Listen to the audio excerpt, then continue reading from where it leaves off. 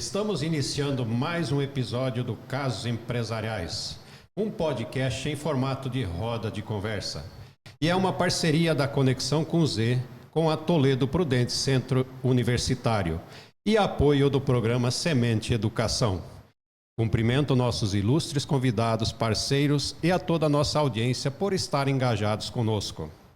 Sou Wilson Kunze, idealizador do projeto Conexão com Z, e estarei conduzindo os episódios do Casos Empresariais Podcast, um espaço que propicia a troca de ideias e conhecimento sobre os casos do livro Casos Empresariais, a tomada de decisão na prática, que está disponível para aquisição diretamente comigo e também na plataforma da Amazon, tanto em formato e-book como em formato físico. A cada novo episódio, um caso será abordado, onde iremos discutir questões relacionadas ao comportamento humano em ambiente organizacional. Todos os casos são baseados em fatos reais que instigam e levam o leitor à reflexão de como agir diante das mais variadas situações apresentadas. Agradeço ao Igor e à Toledo Prudente pela parceria, ao Diego William, que não está aqui hoje, da agência Kender, também pela parceria. Obrigado também ao Vitor, que está na condução dos trabalhos técnicos. Para esse episódio, temos mais um time de peso, que são o Raul Aldi Júnior, o Ricardo Yamani e o Igor Toledo. Vou apresentar cada um deles agora. O Raul Aldi Júnior possui graduação em publicidade, é pós-graduado e fez vários cursos de extensão na ISPM, que é a Escola Superior de Propaganda e Marketing, e também em outras instituições. O Raul é presidente da Audi Comunicação, a agência mais premiada de nossa região. É também presidente da Associação Comercial aqui de Presidente Prudente, a ACIP. É membro do Conselho Fiscal do Sindicato das Agências de Propaganda do Estado de São Paulo e representante para o interior de São Paulo da Associação Brasileira de Agências de Publicidade. Raul, muito obrigado por ter aceito o convite e estar aqui conosco hoje. Prazer esse convite. Obrigado, Igor, Ricardo. O próximo convidado é o Ricardo Yamani. Esse cara acordou hoje 4h30 da manhã, depois ele vai falar de onde que ele e está aqui conosco também. Ricardo é graduado em Ciências Contábeis, MBA em Auditoria, Controladoria e Planejamento Tributário e especialização em Gestão Tributária. É sócio fundador da Yamani Contadores Associados e atua com foco em profissionais da saúde, atuando nas regiões norte do Paraná, especialmente Londrina e Maringá, no interior de São Paulo, nas regiões aqui de Presidente Prudente, Marília, Araçatuba, São José do Rio Preto e Ribeirão Preto, além do sudoeste de Minas, nas regiões de Uberaba e Uberlândia. Anteriormente, o Ricardo atuou como consultor tributário pela BFW Assessoria Empresarial, foi auditor fiscal da KPMG e gerente administrativo da Afiação de Seda Bratac S.A.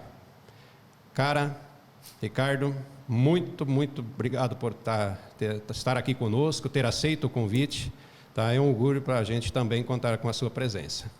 Eu agradeço o convite, é uma honra estar aqui compartilhando de conhecimento, compartilhando dessa mesa, que com certeza vai sair muito conteúdo. Legal.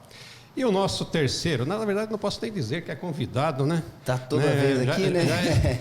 Virou parceiro de bancada, que é o Igor Toledo. O Igor é aqui da casa. O Igor é bacharel em Direito e mestre em Desenvolvimento Local. Atualmente, Igor é pró-reitor acadêmico aqui da Toledo Prudente, além de ser professor nas trilhas TAI, que trabalham conteúdos voltados à tecnologia, inovação e empreendedorismo com os alunos aqui da instituição. Igor, estamos aqui para mais um episódio. Obrigado por estar aqui conosco.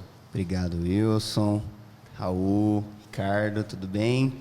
É um prazer sempre estar aqui e vamos para mais um episódio, né?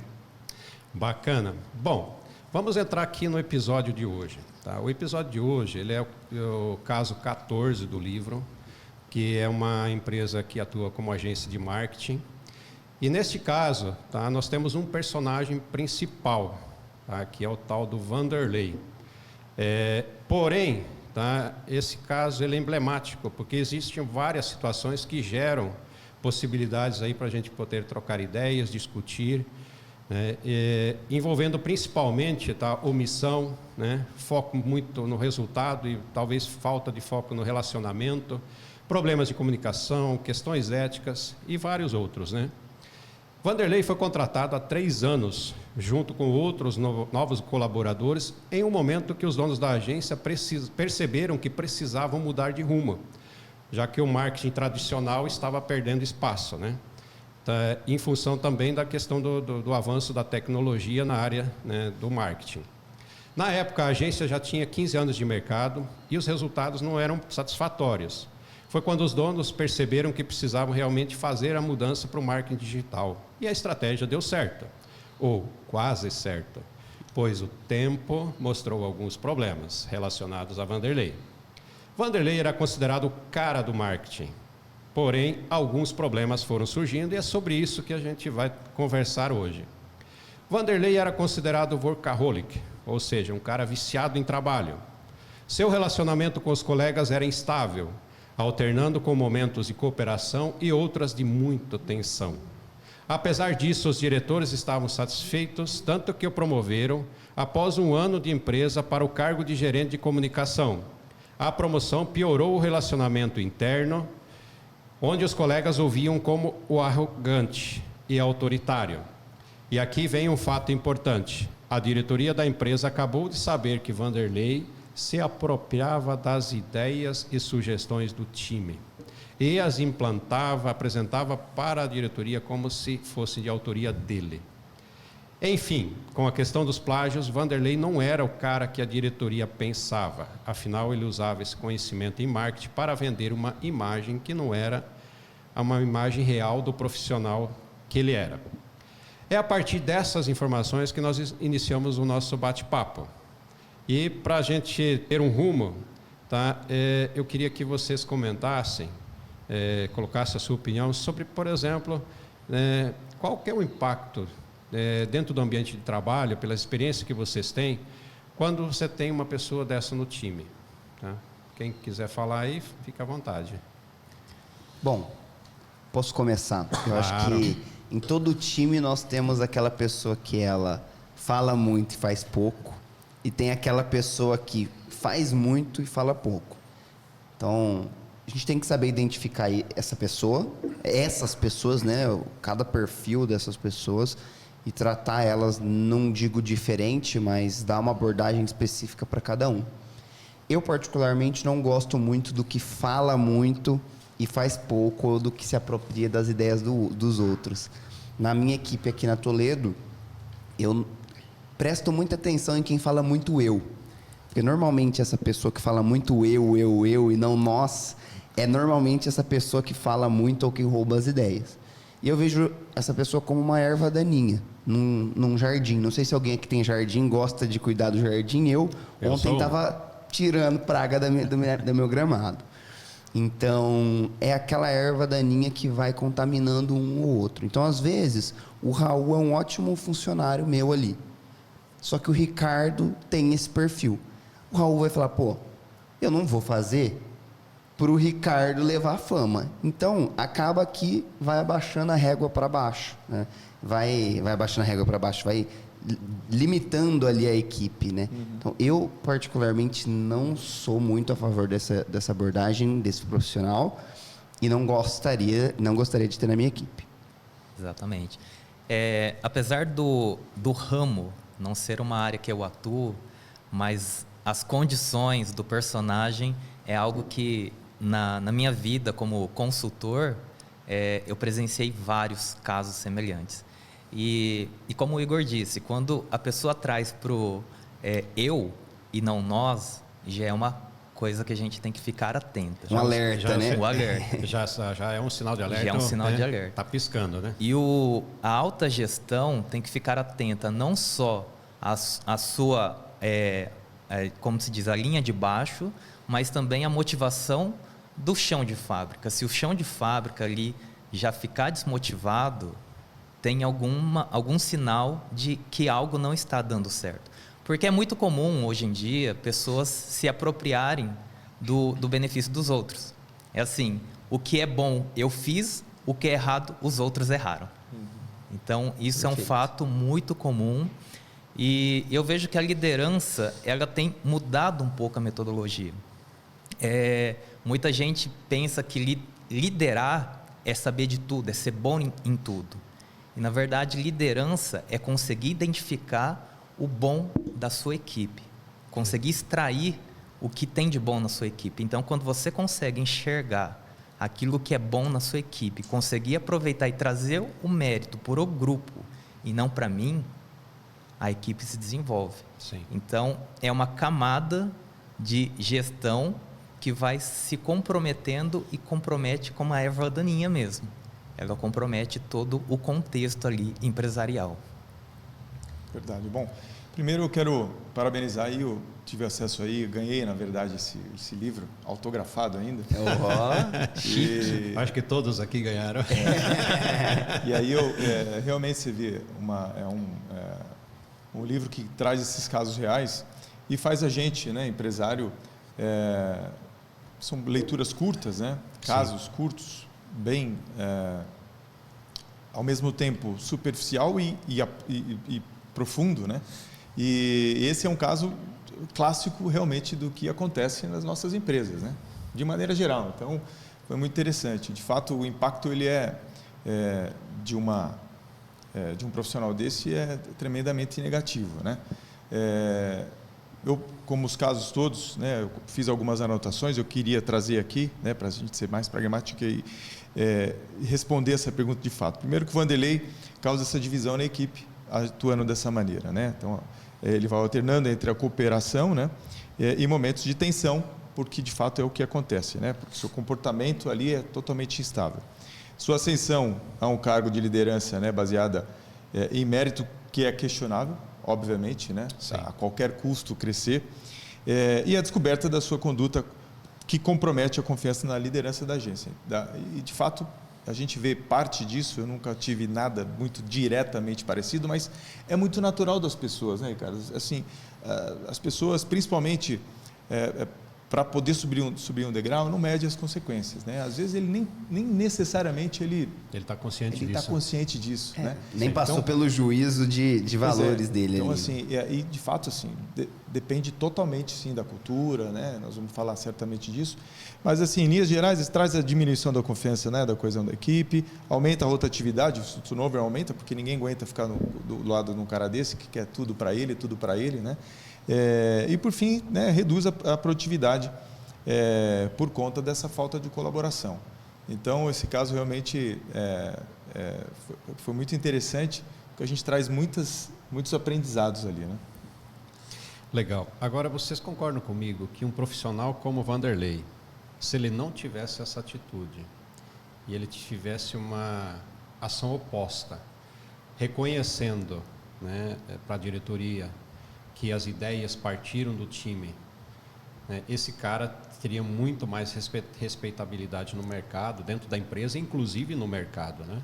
Com certeza. Porque aí entra nessa questão, ou seja, eu faço uma coesão e eu evito o problema da rotatividade, eu evito um monte de problema e acabo trazendo muito mais bons profissionais, né?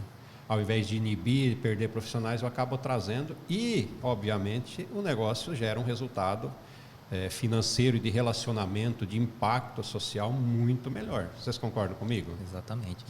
Eu vejo, desculpa se eu cortei alguém, eu vejo assim que isso é um problema pro Vanderlei, porque um perfil desse, ele acaba ficando limitado. Ele consegue uma promoção rápida, mas ele não consegue se manter e muito menos avançar, se promover ainda mais.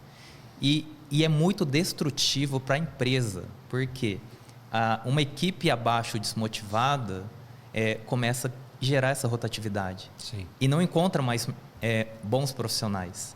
Então, os bons acabam saindo e não encontram outros para substituir esses bons que saíram. Então, para a empresa, o impacto é muito destrutivo. E, infelizmente, assim, existem muitos casos, por isso que eu vejo que o livro Casos Empresariais é fantástico, porque não só pelo ramo de atividade, mas conforme a gente vai conversando com colegas de profissão, a gente compartilha de muitas dores. Sim. E o livro praticamente ele traz um resumo de muitos casos que a gente, nossa, eu já passei por isso. E o Vanderlei é um caso típico. Ele se apropria, não é que ele não tenha potencial, ele tem potencial, mas ele quer alcançar algo muito rápido e começa a se apropriar de méritos que não são deles. Então, isso acaba comprometendo ele, limitando ele e destruindo a empresa. É um caso, assim, bem complicado. O Vanderlei, nesse caso, né, olhando para a nossa matriz de referência aqui, né, do modelo dos 5 fatores, ele é um cara que tem um engajamento com os outros extremamente alto. Então, ele consegue se engajar com os outros. Falta um pouquinho de respeito dele ali, talvez. Mas quando a gente olha para a autogestão, o executar dele, aparentemente, pelo que está trazido aqui no livro, não está nada acima da média, mas também está nada abaixo da média. O cara está ali normal, até chega um certo momento que ele deixa de entregar um pouquinho. Mas a abertura ao novo dele, né, o trazer coisas novas, ainda mais quando a gente fala de uma agência de marketing, que o marketing, o Raul vai saber falar muito mais que eu, né, esse mundo do marketing, da publicidade. Assim, é uma mudança muito grande do dia para a noite. Então, o cara precisa ter uma abertura ao novo muito grande. Isso acaba não sendo visto nele, né? E é interessante ver o seguinte, quem faz a empresa rodar não é o diretor, não é o chefe, né? Pensando numa Toyota, quem faz rodar não é o cara que está lá no escritório, é o cara que está na fábrica, no chão da fábrica. Sim. Então, ele trazer essa rotatividade, não conseguir segurar grandes talentos, faz com que o negócio todo, que é a questão da erva daninha que vai matando a grama, faz com que o negócio todo seja impactado, porque o operacional vai estar comprometido. Exatamente. E o Vanderlei é um cara novo, inclusive, aí, né? No caso, ele tem um cara jovem de 21 anos ou 29 anos. 20 e poucos anos, né? E já com filhos. Então, assim, a sede é muito grande 29. de crescimento dele. 29 anos. 29 anos, 2 filhos. Com 2 filhos, ou seja, então ele está ávido a crescer, né? Não mede essas consequências, né? Mas tem um ponto bastante importante aí, que é o olhar para a liderança dele, né? Em algum momento, a liderança deveria ter percebido isso de alguma forma, né? Então, assim, também há aqui, né, nesse caso, uma falta, talvez, de um comprometimento um pouco melhor da liderança. Não é só necessariamente, né, olhar para o que ele está fazendo. É claro, é um desvio de conduta, né? Obviamente, claro, aí, e é difícil que com treinamento, né, corrija-se isso, né? Por outro lado, a gente está iniciando aí esse bate-papo, eu acho que deve chegar em pontos mais críticos aí do Vanderlei, né? Legal. Com relação à cultura organizacional, tá, de uma empresa, até que ponto, tá, ela é afetada por um profissional desses? A gente está discutindo já alguns pontos que foram levantados, mas como é que vocês enxergam isso, né? Temos problema, né, na cultura organizacional da empresa, que vem lá de cima, né? É o que você acabou de falar, né, Raul? Quer dizer, se isso está acontecendo e não foi visto, o cara foi promovido, está há 3 anos que o cara está ali e está agindo desse jeito, peraí, tem alguma coisa que está errada na gestão, na alta gestão do negócio, né? Como é que vocês enxergam isso? Isso vai acabar impactando o negócio como um todo, é o que a gente estava justamente falando. Eu, como operacional, vou olhar e falar assim, poxa, eu não vou ficar aqui porque eu não vou ser reconhecido. Pelo contrário ainda, eu vou fazer o outro cara se promover. Então, eu não vou ficar aqui por muito tempo. Isso acaba saindo. Isso pensando de baixo para cima. Agora, de cima para baixo, eu acho que falta um pouquinho da alta gestão colocar um umbigo na mesa, né? Um umbigo no balcão. O que é isso? Quer dizer que o líder, o dono da empresa precisa estar lá o dia todo em cima, checando o que cada um está fazendo? Não. Mas eu acho que falta uma aproximação desse cara para falar assim, deixa eu entender um pouco melhor aqui, até para eu conseguir conhecer a minha equipe, conhecer o que cada um está fazendo, porque às vezes uma conversa boba de bebedouro ali, tá todo mundo bebendo uma aguinha, tomando um café, você consegue identificar esse tipo de qualidade em algum profissional que talvez o Vanderlei passou que não era um profissional tão qualificado assim. Então, o impacto é, assim, estrondoso na cultura da empresa. E às vezes a pressão também dele, né, em ter que performar também gera isso, né? Sim. É que às vezes, se a alta liderança conseguir identificar e conduzir o Vanderlei, talvez resolva o problema. Sim. Só que ninguém está identificando E aí começa a causar um problema maior, porque a gente vê muita imagem de engrenagem. O chão de fábrica, ele faz a empresa rodar, mas precisa de uma engrenagem maior para fazer a gestão das pessoas do operacional. Então, se as engrenagens menores não estão funcionando, tem algum problema. A gente tem que ver se está nas menores ou na maior. Se é um número de engrenagem muito grande, a quantidade de engrenagens pequenas muito grande falhando, então o problema está na engrenagem maior. Exatamente. Então, a hierarquia de uma empresa é muito importante, mas não tira a responsabilidade de olhar a empresa num todo. A gente tem que saber delegar as funções, fazer gestão de pessoas, mas também olhar num todo para não comprometer a operação toda. Então, é a responsabilidade de uma alta gestão. Eu acho que um ponto importante aí também é que a gente vê uma insegurança profissional dele também, né? Isso é realmente também claro ali, porque na medida em que ele não consegue atuar e a qualquer custo precisa performar, ele se torna tão inseguro que ele não acredita nas ideias dele e tem que roubar, né, as dos colegas. E falando da cultura, né, então, pelas minhas as anotações aqui, né, a cultura de valorização dos resultados pode realmente incentivar esse comportamento antiético. Então, se não há correção da empresa, está tudo bem. Ele também vai tocar isso em frente, com essa postura antiética dele, né? Outro ponto importante, né? A falta de transparência e feedback, né? Construtivo, porque para contribuir com esse, para ajudar ele a enxergar esse problema, de fato, o feedback é importante. Falta realmente aí feedback aí, com toda certeza.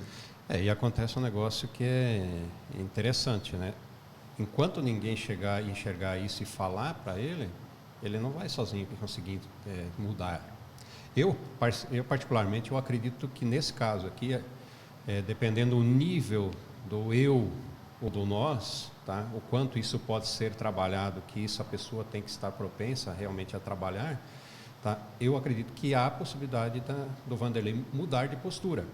Só que assim, ele está num ambiente, primeiro, ele está num ambiente, mas o caso a gente não coloca, por exemplo, no livro, da onde que ele veio. O caso real eu sei, mas isso a gente não colocou. Então existe essa possibilidade de se trabalhar. Da onde que ele veio? Esse cara hoje com 29, então ele entrou com 26. Ele já tinha experiência profissional anterior? Como é que vem isso, né? Então a gente não tem. Então a gente pode trabalhar com cenários. Ele já trabalhou, ele já fez isso em outras 2, 3 empresas. Pô, peraí, né? Mas será que nas outras ele fez? Ou será que ele passou por problemas tão fortes nas outras empresas que ele falou, cara, eu tenho que assumir, eu tenho que fazer. E aí, por isso ele adotou essa postura. Então, assim, eu acredito que o personagem, que nem esse do caso aqui, ele é passível dele, num trabalho, por exemplo, você trabalhar um cara desse, numa matriz dessa, e que ele consegue enxergar, não é ninguém que está falando para ele, mas ele faz todas as avaliações. E a plataforma vai mostrar, cara, você está isso aqui com problema, isso aqui está legal, precisa melhorar aqui, aqui você pode se aperfeiçoar um pouco mais, aqui está legal. Então, assim, eu enxergo que essa mudança ela é possível e assim, a gente não sabe realmente todos os fatores que estão envolvidos, tá? Não sei se vocês pensam dessa forma, um cara desse consegue mudar, não consegue mudar? Eu acho que o primeiro ponto aí também, a gente tem que observar, né, falando em cultura ainda nesse tema, Sim. Eu acho que essa cultura da competição da empresa, ela é saudável até um certo ponto. Ela tem um limite. Porque ela constrói depois indivíduos Canibalismo, altamente né? competitivos a ponto de fazer o que puder, né, o que quiser. Então, eu acho que assim, e o feedback, né, para isso que você acabou de dizer, feedback ele é importante. Tem que ter esse acompanhamento ou da liderança ou do dono da agência. Não é esse caso específico, mas, por exemplo, eu presenciei na minha jornada bancária alguns, não muitos, né, mas alguns profissionais que foram gerentes durante um tempo e depois chegaram a ser diretores.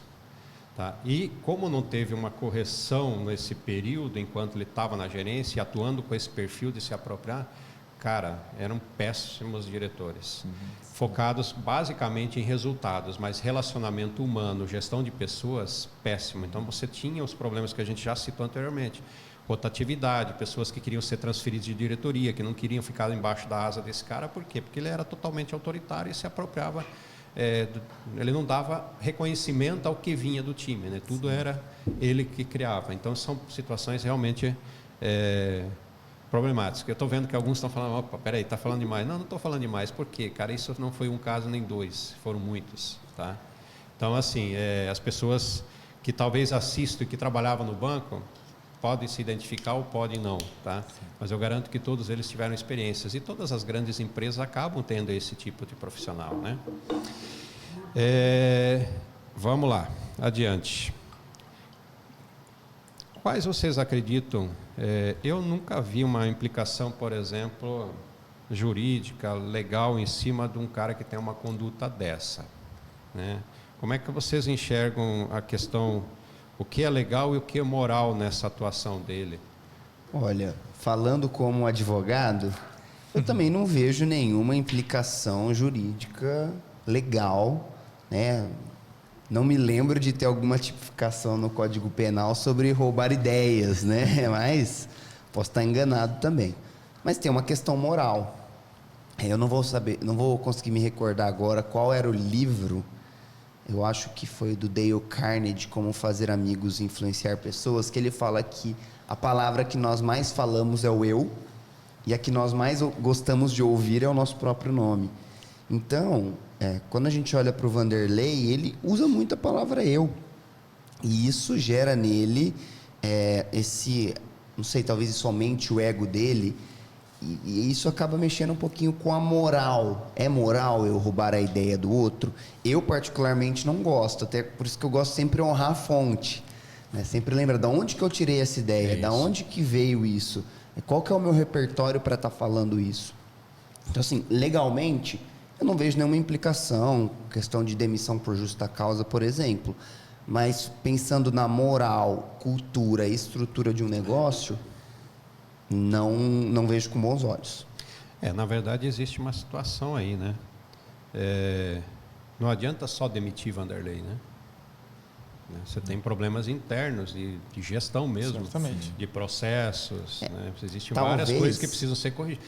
Porque assim, você demite Vanderlei, resolvi o problema. Se você levar a sorte, você vai contratar um cara que tem essa consciência do nós, faz uma bela gestão, ouve a equipe e tudo mais. Mas você pode dar azar de contratar outro Vanderlei, né? Ou nem isso. Às vezes o Vanderlei ele criou uma cultura de o eu ser tão importante Também. que o cara que está abaixo dele vai falar, opa, eu já sei o caminho das pedras. Isso. Eu já sei como eu vou fazer para chegar lá onde o Vanderlei chegou. Então, vagou ali, eu vou resolver agora. Então, vou começar. E aí, Ricardo, fala uma ideia boa aí para mim.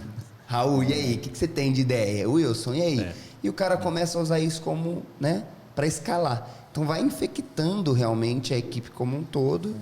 E pode ser que tenha que ser uma varredura, realmente, né? E vai depender muito de caixa da empresa, né? Porque demissão não é uma coisa barata. Mas eu acho aí, o caso não é tão específico aí ao ponto do que ele de fato cometeu, né? Qual é a violação desse direito de fato? Mas dependendo do que for, eu acho que sim, eu acho que ele tem que ser, ele viola esse direito autoral, né? Na medida em que ele pega uma ideia, no nosso caso, por exemplo, da comunicação, do marketing, é incrivelmente muito comum isso acontecer. Não só internamente, quer dizer, isso talvez com menos, mas entre uma ideia ou outra pode haver um plágio ou coisa parecida, né? Uma agência e outra. Então, eu acho que assim, existe uma quebra de confiança, né? E o comprometimento da reputação da agência nesse sentido, né? Então, ou seja, tem realmente problemas morais e éticos aí e legais, na minha visão. Isso impacta de certo modo, né? E não que impacta, mas pode impactar no relacionamento, inclusive, com o mercado, com os clientes, né? Essa é uma consequência bastante muito pior, plausível, né? Sim. E aí, cara, aí fica difícil, né? Porque impacta todo o teu negócio. Uma coisa que a gente fala, por exemplo, de cultura, e a gente não abordou até agora, nas jornadas de vocês, né? A Toledo, por exemplo, né? A Audi, você que tem vários clientes, Ricardo, como é que você vê a presença, aliás, vocês identificam que nas empresas de vocês ou nessas empresas que vocês se relacionam, é importante, por exemplo, ter um código de conduta, um código de ética que dê as regras, porque acho que isso aqui, aparentemente, essa agência de marketing aqui não tem nada disso, né? né? Porque isso já te dá um direcionamento de onde você pode ir, né? Até onde você pode ir, até onde tem a sua autonomia. E aí, talvez, num código de conduta e ética, né, você pode citar, por exemplo, né, essa questão da apropriação indevida de ideias e tudo mais. Como é que vocês enxergam isso? Bom, falando da minha experiência, em 2017, nós, na verdade, um pouquinho antes, a gente olhou para toda a nossa organização e entendeu vários gaps ali. Primeiro que a gente aplicou uma pesquisa, né, de clima e começamos a trabalhar, foi terrivelmente ruim, né? A resposta foi muito abaixo do nível e ali a gente começou a criar, né, ações. E aí uma delas foi a gente organizar os nossos processos. Embora eles existiam, mas ele tinha uma necessidade de ampliação. Então, nós começamos a trabalhar e trabalhamos a ponto de ser certificado, a terceira agência, né, certificada pelo processo da ISO 9001. Isso trouxe para a gente uma série de visão, né, interna. Entre elas, a própria aplicação do Great Place to Work, ou como nós, né, viemos evoluindo muito nesse sentido, e a gente conseguiu detectar várias práticas ali que, de fato, demandam a gente de ações e procedimentos para evitar esse tipo de problema, né?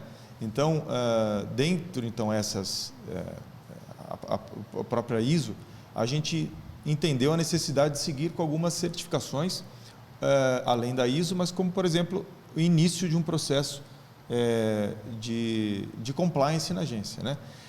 A própria admissão da nossa equipe tem ali, claro, o nosso código de ética, né? Isso é evidente, no nosso onboard ali a gente apresenta exatamente o que ele pode e o que não deve, e deixar claro desde o começo. Qualquer deslize, o gerente ou o nosso supervisor ou quem seja lá o head dele direto consegue corrigir, porque isso fica muito latente. Então, os processos, sim, falando da minha experiência, são importantes.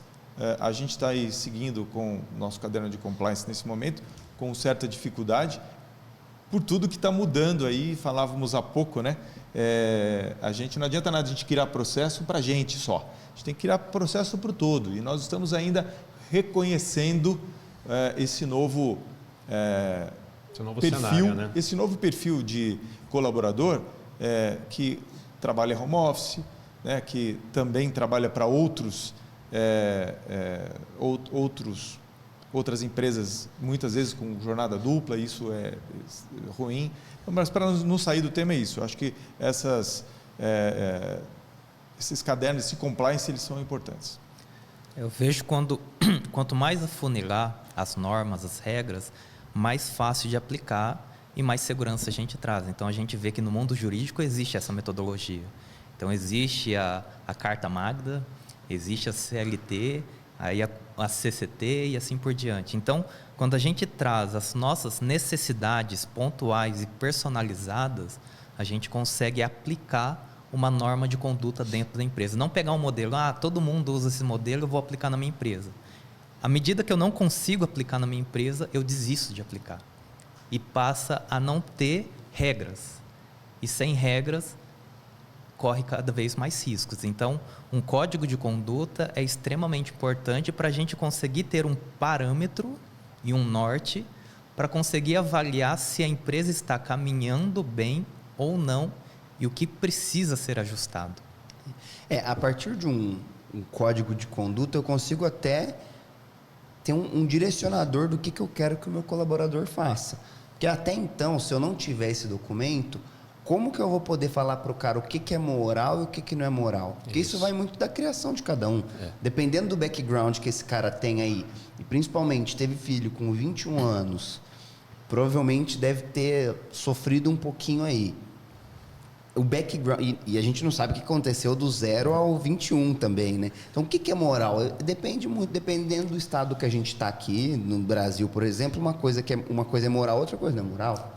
Então, depende muito. Se eu tenho um código ali dentro da minha empresa falando, isso aqui é o que eu espero e é o que eu considero como moral, eu consigo dar uma notificação, aí eu consigo já entrar num aspecto mais legal do negócio, você assinou aqui no onboarding que leu o contrato, leu o código de conduta, tá ciente e vai se comportar dessa forma. A partir do momento que você não se comportou, ó, Wilson, strike 1, strike 3, está fora. E isso vem também, Igor, para o PDI, né? Ou seja, tudo bem, tem lá, às vezes um deslize pequeno, um deslize, né, um pouco maior, do Código de Conduta e Ética, às vezes foi uma conduta, por exemplo, você não pode levar a sua xícara cheia de, ou não pode deixar a sua xícara, né, no final do expediente. Pô, você deixou ali, tá ali pequenininho, um detalhezinho, mas está na conduta, né?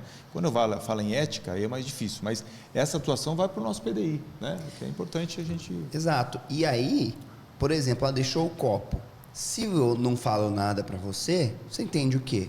Bom, não tem problema. Amanhã eu cheguei aqui, o copo não estava mais lá, falou, opa, ótimo, né? É aquele susto que a pessoa leva quando para de morar com os pais, né? Que a roupa para de aparecer dobrada, passada e limpa no armário. Você fala assim, nossa, né? Olha que coisa boa.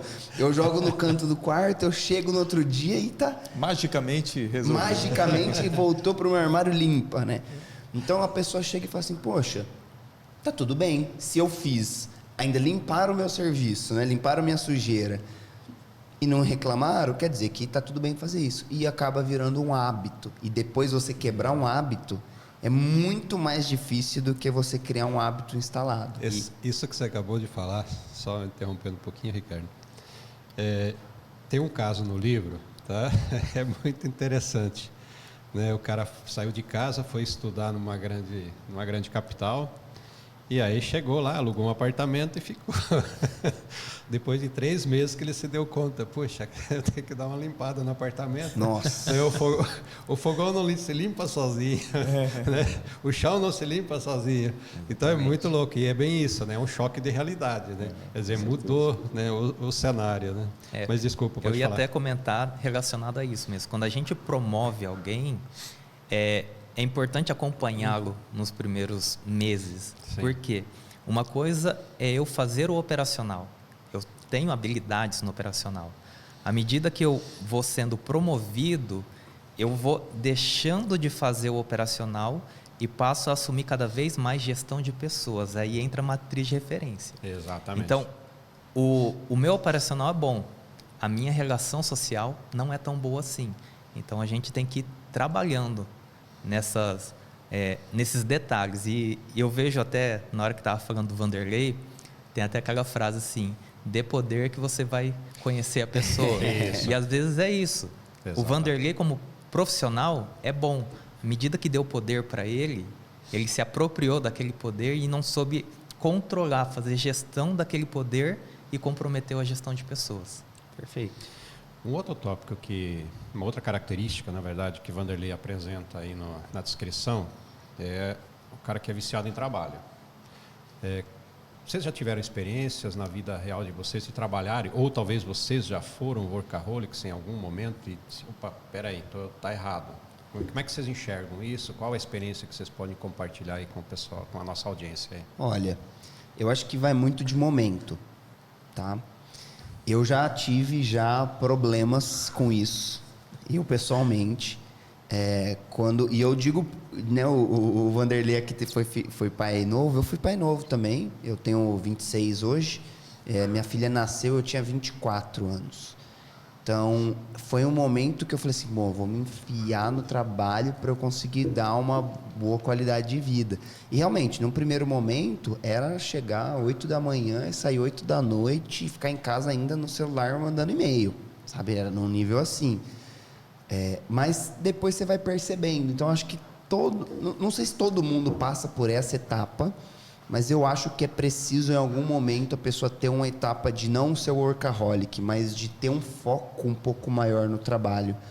Só que isso é muito ruim para uma família.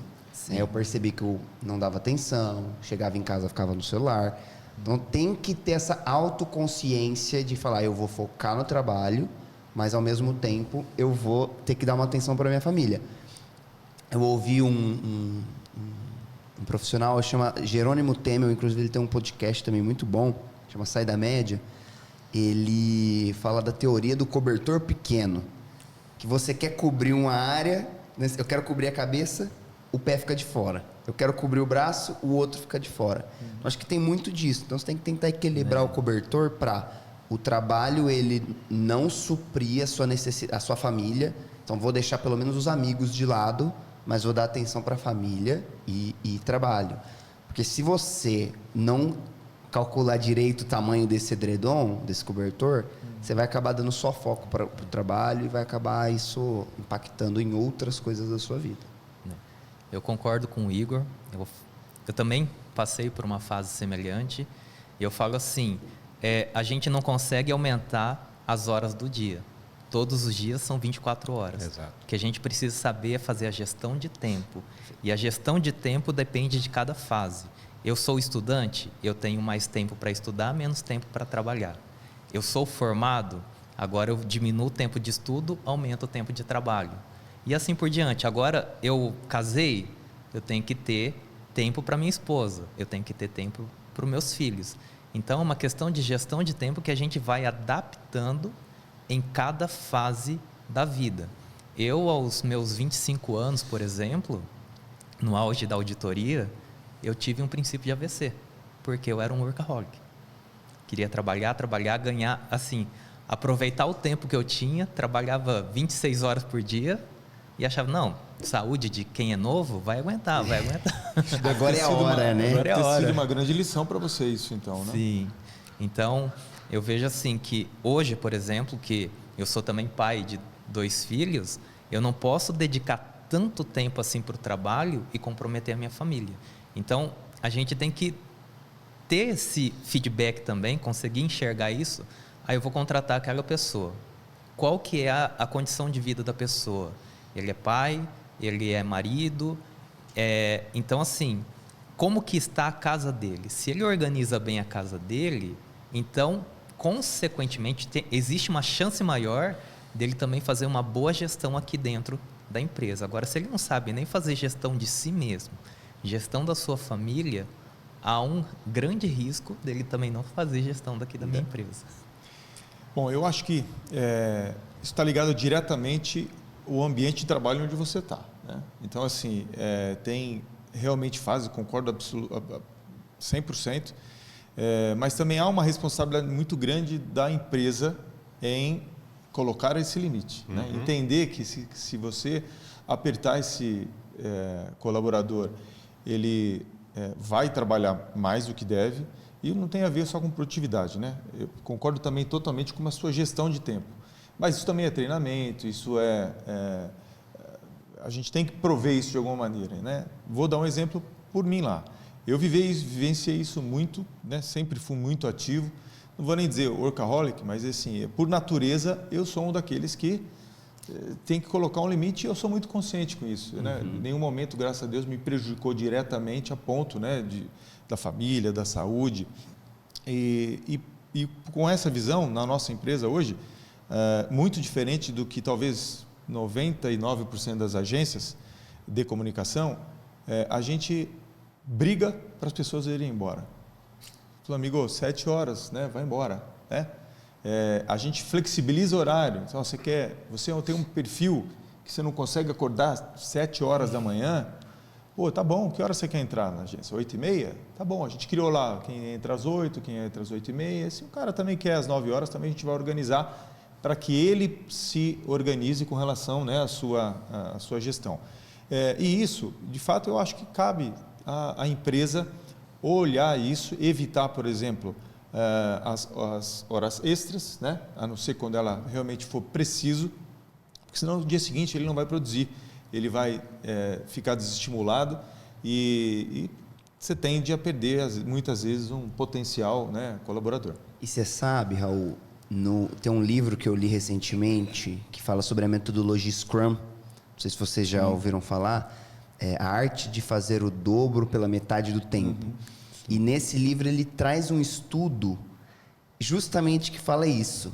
É cientificamente comprovado que a pessoa que passa mais tempo no escritório, ela produz menos.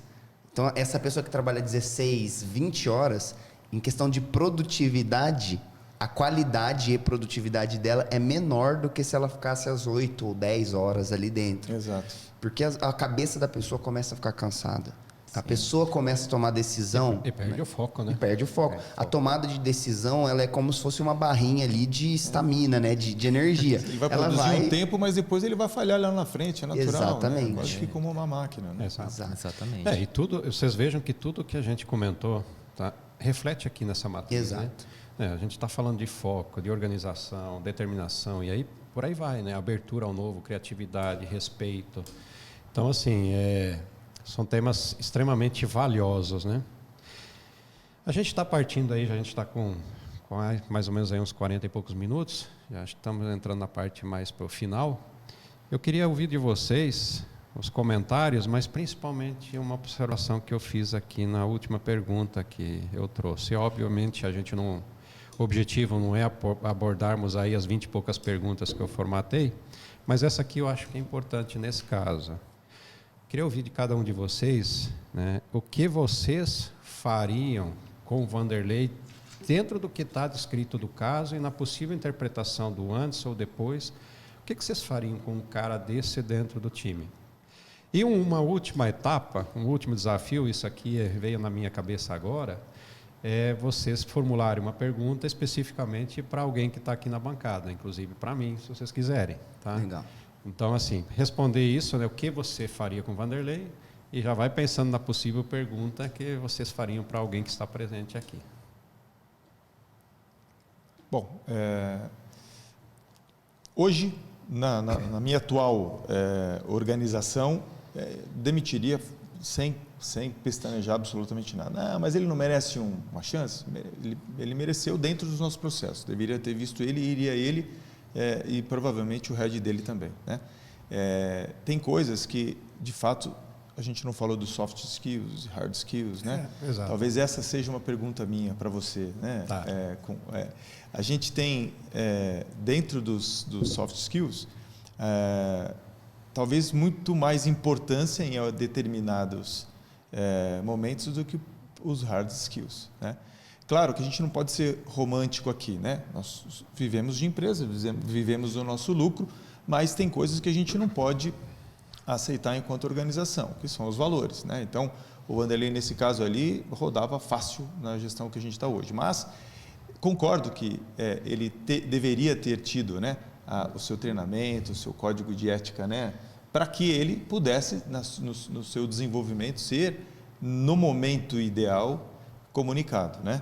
Então, falando dos nossos skills, o que você acha, Wilson, neste caso específico do Vanderlei?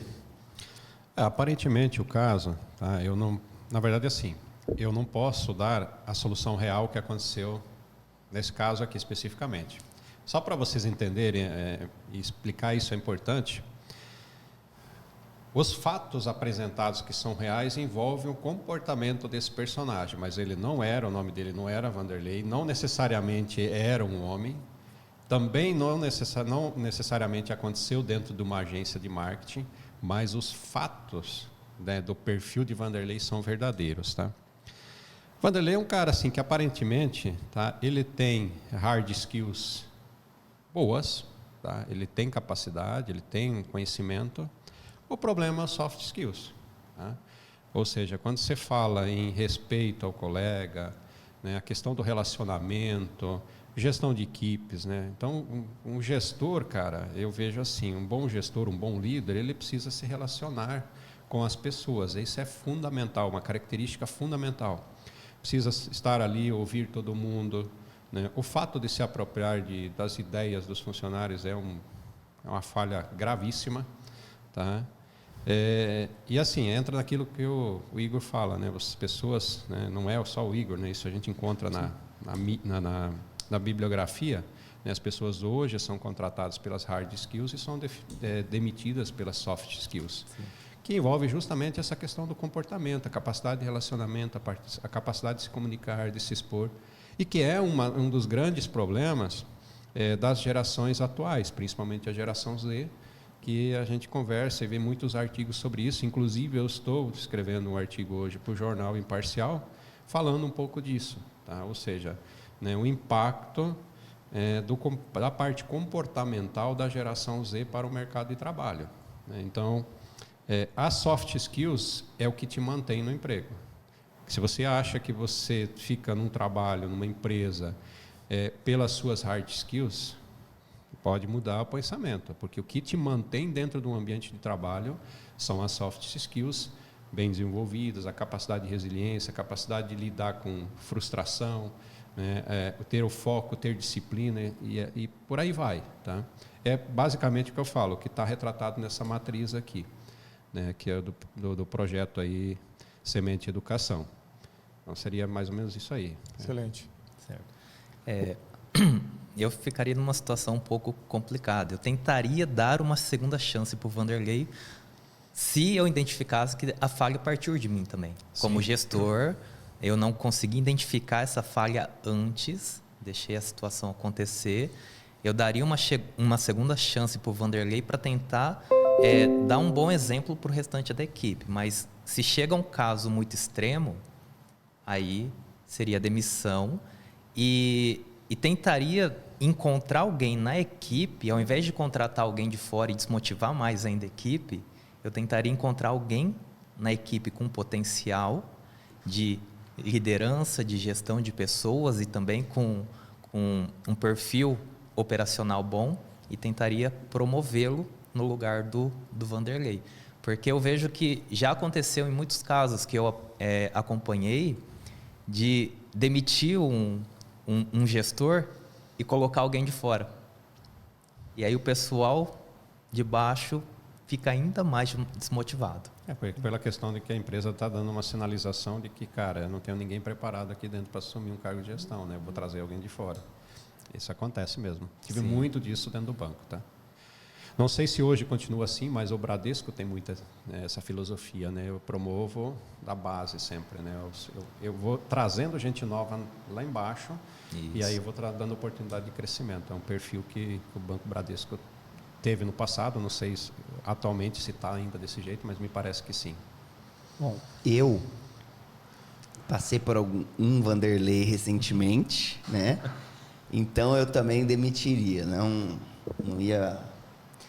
Não digo não ia perder tempo com ele, porque na verdade a gente teve um processo de tentar fazer o Vanderlei se enquadrar no modelo e não rolou. Então, Vanderlei, obrigado, até mais, sem justificativa, né? A legislação trabalhista nos protege nesse sentido, né? Não precisa justificar porque que eu estou te mandando embora. Tchau, obrigado. Concordo. Traria alguém de dentro para ocupar o lugar dele, né? Eu também acho que isso é muito importante. Eu prezo bastante por fazer isso aqui na instituição. Antes de trazer alguém de fora para ocupar algum cargo, vamos ver se não tem alguém internamente que consegue ocupar aquele cargo, alguém que consegue até fazer um processo seletivo interno, né? Quem tiver interesse, manda o currículo aqui que eu vou... manda o currículo não, porque a gente já tem o currículo, né? Mas vem conversar comigo que eu consigo te dar uma oportunidade. Só que tem que tomar cuidado também a que ponto que essa equipe já não está contaminada.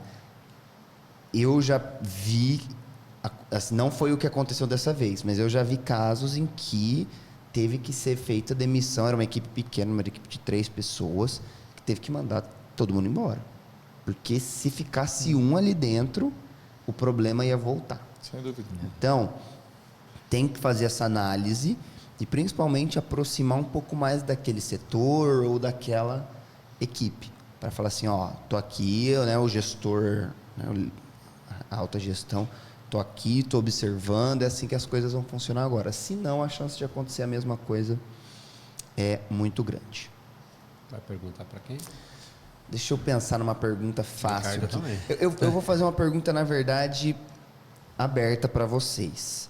Então, hoje, qual é, no momento da contratação, porque na verdade a demissão ela é um erro que aconteceu na contratação, né? Não necessariamente da matriz, ou quão preocupados vocês estão no momento da contratação ou preparados para analisar algo de soft skill, human skills, habilidades comportamentais ou o nome que queiram chamar.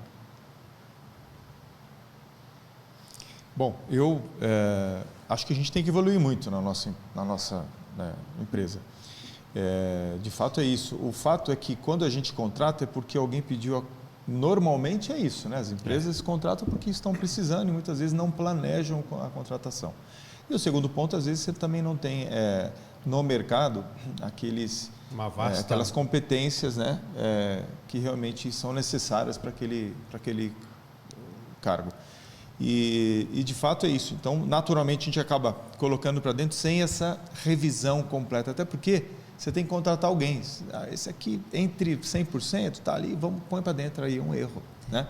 Então, de fato é isso. No nosso caso, a gente tem que evoluir. E eu, pessoalmente, também tenho que melhorar muito, né? Hoje, tive a oportunidade de conhecer essa matriz referência aqui, que você, né, Igor, está implantando aqui na Toledo. E, obviamente, conheci outras matrizes. Essa específica me parece muito boa, eu quero, né, aprofundar e, com certeza, trazer isso para a experiência, né, nos nossos negócios. Legal. A minha pergunta é, dentro desse cenário, a gente comentou assim, o que faríamos com o Vanderlei? Sim. Só que sabemos que existe um problema também na gestão, não só especificamente o Vanderlei. Então, demiti-lo talvez não seja o procedimento que vai resolver tudo. Então, qual seria a mudança preventiva que faria na gestão para evitar outro Vanderlei?